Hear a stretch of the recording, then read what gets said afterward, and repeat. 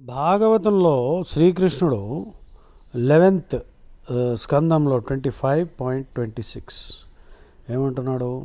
డిటాచ్డ్గా ఉన్నవాడు సాత్విక కర్త. అంటే ఏమిటి? అసంగము అంటే ముక్తసంగో అనహంవాది ధృత్యుత్సాహ సమన్విత సిద్ధ్యోర్ నిర్వికార కర్త సాత్విక ఉచ్యతే.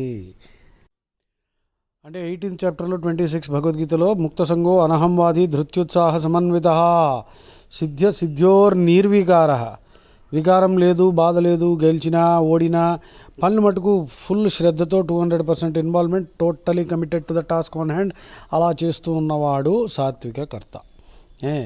సాత్విక కారకో అసంగి రాగంధో రాజస స్మృత, టోటలీ అటాచ్డ్ అనమాట. ఏమవుతుందో ఎప్పుడు tension, completely sort of involved, engaged, totally excessively hyper. That means if he succeeds, he will be overjoyous. If he fails, he will be very disturbed. That person is a rajasic. And the totally indifferent fellow, ఏదేమైనా పట్టించుకోకుండా వాడు తామసికుడు.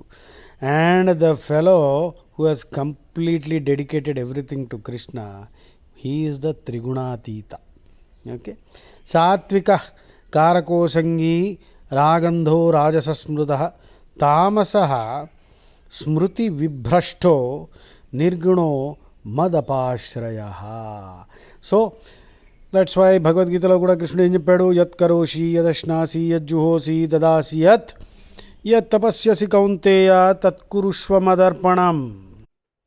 9th చాప్టర్లో 27th verse అనమాట. యత్ karoshi యదశ్నాసి యజ్జుహోసి దదాసి యత్ తపస్యసి కౌంతేయ తత్కురుష్వ మదర్పణం. ఏం చేసినా, ఏం తిన్నా, ఏం యజ్ఞం చేసినా, దానం చేసినా అన్నీ నా కోసం చేయరా బాబు, అన్ని రియాక్షన్లు నేను చూసుకుంటా. I will become your ex promissory. X promissory అంటే నువ్వు అప్పు తీసుకో, నేను అప్పులు తీరుస్తా అంటున్నాడు. అలా అని చెప్పి ఇప్పుడు పోయి అప్పులు తీసుకోవద్దు. దాని అర్థం చాలా డీప్లీ స్పిరిచువల్ ప్రొఫౌండ్ మీనింగ్ అది. జై శ్రీరామ్.